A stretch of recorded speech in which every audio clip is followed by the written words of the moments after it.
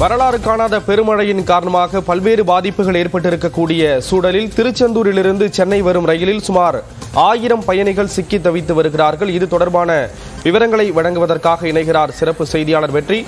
இப்பொழுது ரயில் எங்க இருக்கு, பயணிகள் என்ன மாதிரியான பாதிப்புகளுக்கு உள்ளாகி இருக்காங்க?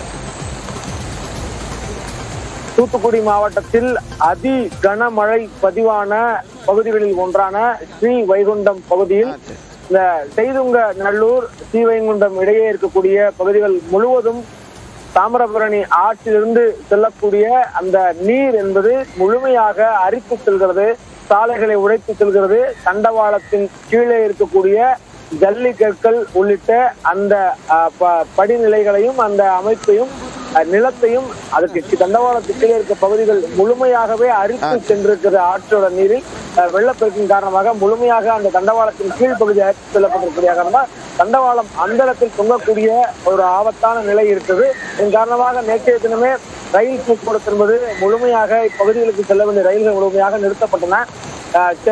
சென்னையிலிருந்து திருச்செந்தூர் சென்னை செல்லக்கூடிய அந்த ஒரு ரயில் மற்றும் ஸ்ரீவைகுண்டம் ரயில்வே நிலையத்திற்குள் சிக்கிக் கொண்டிருக்கிறது.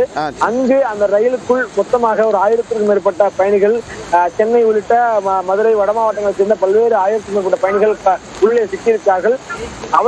அவர்களை அணுகுவதற்கும் அவர்களை சென்று சேர்வதற்குண்டான அனைத்து பகுதிகளும் ஸ்ரீவைகுண்டம் ரயில் நிலையத்தை சுற்றியும் ரயில் நிலையம் முழுமையாக வெள்ள நீரால் சூழப்பட்டிருக்கூடிய காரணத்தினால் அங்கு சென்று அந்த மக்களை அணுகுவதற்குண்டான வழி எதுவும் கிடைக்கவில்லை.